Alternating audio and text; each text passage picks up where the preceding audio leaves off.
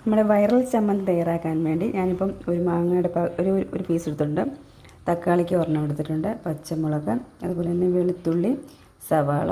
ഇതെല്ലാം ഒന്ന് വഴറ്റിയെടുക്കണം. വഴറ്റിയെടുക്കുന്ന പറഞ്ഞാൽ ഒന്ന് അടച്ച് വെച്ച് മൂടി വെച്ചെടുക്കണം. അപ്പോൾ ഒരു പാൻ അടുപ്പത്ത് വെച്ചിട്ടുണ്ട്. നമുക്ക് ഇച്ചിരി വെളിച്ചെണ്ണ ഇതിനകത്തോട്ട് ഒഴിച്ചു കൊടുക്കാം. കുറച്ച് മതി. എന്നിട്ട് നമുക്ക് ഈ മാങ്ങയും തക്കാളിക്കും എല്ലാം ഒന്ന് വെച്ച് കൊടുക്കാം. വേവിച്ചെടുക്കും. എല്ലാം വെച്ച് കൊടുത്തിട്ട് നമുക്കൊന്ന് മൂടി വെക്കാം. ഇതിപ്പോൾ ഒന്ന് ആവി കയറി ചെറുതായിട്ടൊന്ന് വെന്ത് വന്നിട്ടുണ്ട്. ആവി കയറുമ്പോൾ തന്നെ പഴുത്തായതുകൊണ്ട് വെന്ത് വരും. അപ്പം നമുക്കിത് തണുത്ത ശേഷം നമുക്കൊന്ന് അരച്ചെടുക്കാം. ഇതിപ്പം ചൂടാറി വന്നിട്ടുണ്ട്. അപ്പം ഇപ്പം തക്കാളിക്കയുടെ തൊലിയൊന്ന് മാറ്റി കൊടുത്തിട്ടുണ്ട്. അതുപോലെ മാങ്ങായും തൊലി മാറ്റി ഞാൻ മിക്സിയുടെ ജാറിലോട്ട് ഇട്ട് കൊടുത്തിട്ടുണ്ട്. നമുക്കിതെല്ലാം മിക്സിയുടെ ജാറിലോട്ട്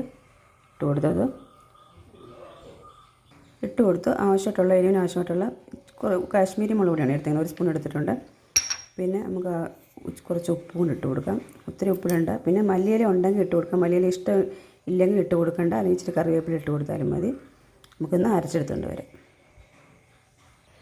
നമ്മുടെ ചമ്മന്തി ഇവിടെ അരച്ച് റെഡിയാക്കി എടുത്തിട്ടുണ്ട്. മുളകൊക്കെ നിങ്ങളുടെ ഇഷ്ടം അനുസരിച്ച് എടുക്കണം. നമ്മൾ പച്ചമുളകും എടുത്ത് ഇച്ചിരി മുളക് പൊടി ഇട്ടിട്ടുണ്ട്. അപ്പോൾ പച്ചമുളകിന് എരിവുണ്ടെങ്കിൽ അതനുസരിച്ച് പച്ചമുളക് ചേർത്തോളൂ. ഞാൻ 2 ഇട്ടിട്ടുണ്ട്. ഇപ്പോൾ എരിവുണ്ട്. അപ്പോൾ അതനുസരിച്ച് ഇട്ട് കൊടുക്കണേ. അപ്പം നല്ല ടേസ്റ്റ് എടുത്ത് അപ്പത്തിനും ചോറിനും ദോശയ്ക്ക് ഇഡ്ഡലിക്കൊക്കെ പറ്റിയ നല്ലൊരു ചമ്മന്തിയാണ്. സവാള വേണമെങ്കിൽ വഴറ്റിയില്ലെങ്കിലും കുഴപ്പമില്ല. വഴറ്റാതെ തന്നെ പച്ചയ്ക്ക് നമ്മൾ അരയ്ക്കുമ്പോൾ പച്ചയ്ക്ക് ചേർത്ത് കൊടുത്താലും മതി കേട്ടോ. അങ്ങനെയും ചെയ്യാം. അപ്പോൾ ഞാനിപ്പോൾ ഒന്ന് വഴറ്റിയെടുക്കുന്നേ ഉള്ളൂ. അപ്പോൾ നല്ല ടേസ്റ്റി ആയിട്ടുള്ള ഈ ചമ്മന്തി എല്ലാവരും ഒന്ന് ട്രൈ ചെയ്ത് നോക്കണേ.